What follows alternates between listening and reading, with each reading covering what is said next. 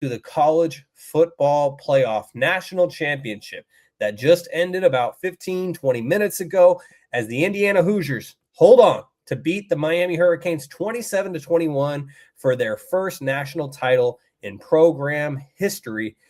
The Hoosiers went from being a basketball school for a century to Kurt Signetti and Fernando Mendoza arrive, and suddenly they are a football school, and they get the job done. Kevin, before I toss it to you, I just want to say I'm so happy that we got ourselves an entertaining game because I was so worried coming into this game, the way that Indiana had been playing, that they were just going to come in and they were going to beat the brakes off of Miami, just like the Seattle Seahawks did to my 49ers this past weekend. But instead, Indiana, they fought hard, but they weren't able to be that same team that we saw them in their first two college football playoff games this season. Miami, their defensive line, full of first-round picks, came after Mendoza. They bloodied his lip in the first quarter. But after all of that, Indiana wins 27-21. I'm so happy that we got ourselves an entertaining game that came down to the final seconds. What was your reaction to this one? Like you said, Miami's defensive line. We've seen Indiana basically just boat race everybody they've played. But those two defensive linemen made it hell for Fernando Mendoza. Shaun mentioned on the read option where, he gave the ball up, but they wanted to make their presence felt. And they did just that. His leg was bleeding and maybe his nose maybe. But it was a great game. Indiana, I would feel like Miami it came down to two plays. It comes down to Miami missing that kick and Miami getting their punt blocked. If those two things don't happen, we're looking at a different game. We saw the Miami defense really step up when they needed to, especially on that last drive when we needed to give up 3. If you can't get a first down, it's going to win the game, and they stopped them. Yes, I get it that Indiana did jump off sides, but Miami's defense stepped up when they needed to. And to see a guy like Carson Beck go head-to-head with the Heisman winner shows a lot. They both really didn't have electric games that we thought, it could have been a shootout. A lot of people were thinking that Indiana was going to just beat the shit out of them. But as an Ohio State fan, I know, the Big Ten wins another one. Yeah, they both beat us. I'm dying on this hill that I wish Miami would have won. I was rooting for Miami and wanted Miami to win. I have to when I think of Miami winning national championships, I have to turn on Netflix.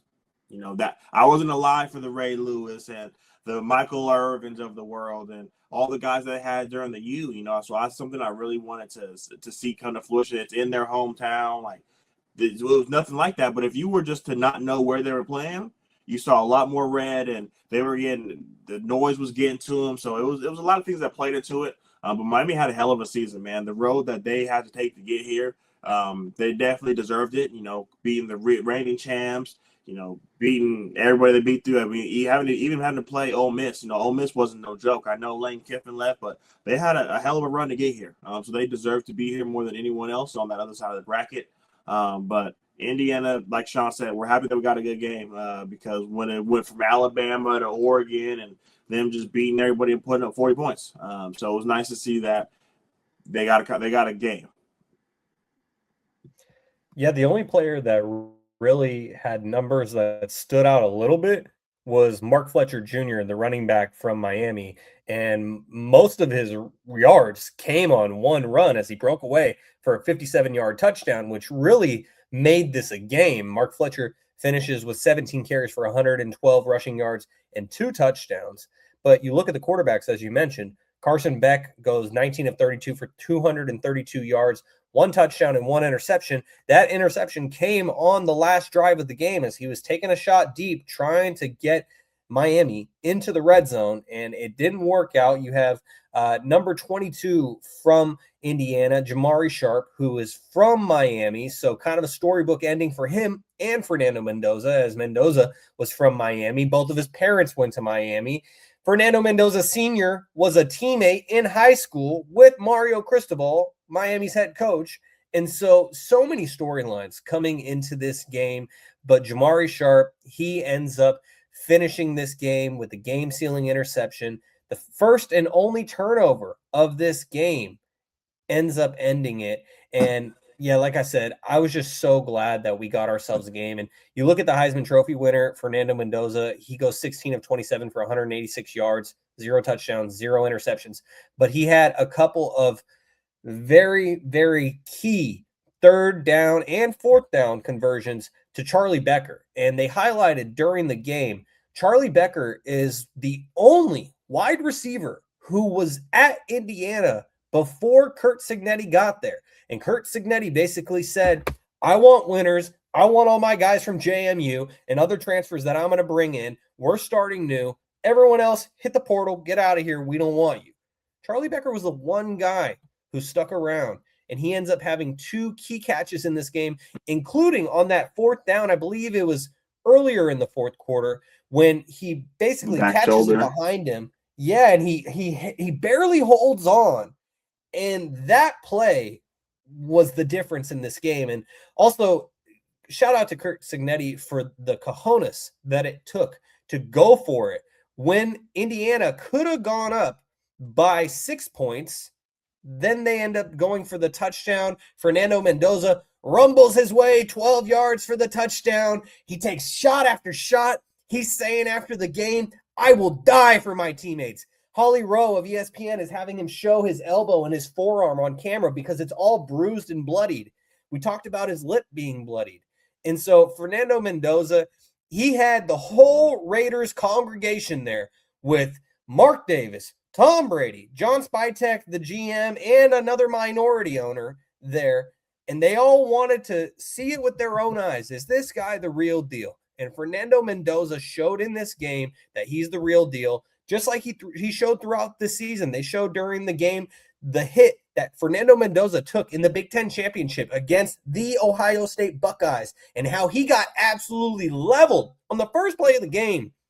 He had to walk off the field. He ends up coming in like 2-3 plays after that. And then they go on to beat Ohio State 13-10 for the Big Ten championship. And when Indiana beat Ohio State, our Buckeyes, for the Big Ten championship, I just thought, good for them. They got their first conference championship. Good job, guys. I'm happy for you. The Buckeyes are going to go and repeat. And then the Buckeyes couldn't get past Miami, who Indiana just did. So kudos all around to the Hoosiers. I'm happy for them. I know you were rooting for Miami. I saw they had Cam Patterson, who's one of my favorite comedians. He imitated Michael Irvin on Saturday Night Live this past week. I don't know if you saw it. If you haven't, you need to check it out because it is so spot on and so funny. But so many great storylines when it comes to Miami. But I'm happy for the Hoosiers. They have never been a football school, and for them to do this, I'm really happy for them. And so congrats to the Indiana Hoosiers for winning the national championship. Fernando Mendoza is going to go on to be the first overall pick in the NFL draft, and there's going to probably end up being a couple of Miami defensive linemen who go in that top 10 right after him. And so kudos all around to Indiana for winning the national championship. As you highlighted, Kevin, the Big Ten Conference wins its 3rd consecutive national championship. So SEC, where you at? I guess we got the new dominant conference in college football, and it's where the Ohio State Buckeyes play. But congrats to Indiana. I'm interested. And one other thing I'll add. We talk about Fernando Mendoza going to the NFL, and everyone's like, okay, Indiana had its run. It's time for them to take a step back. Unless Curt Cignetti gets hired by the Raiders or another NFL team, they're just going to rebuild and reload, because we already saw when the transfer portal opened that all of these extremely talented players all wanted to go to Indiana now, which is a statement that no one has ever said before in college football history, that all these blue chip 5-star, 4-star prospects who went elsewhere out of high school are now transferring to Indiana. And so as long as Cignetti's there, they are going to be perennial contenders. And this could just be the beginning of a long run for the Indiana Hoosiers. Do you have anything else you want to add, Kevin, before we get to some professional football? No, sir. Let's get this going.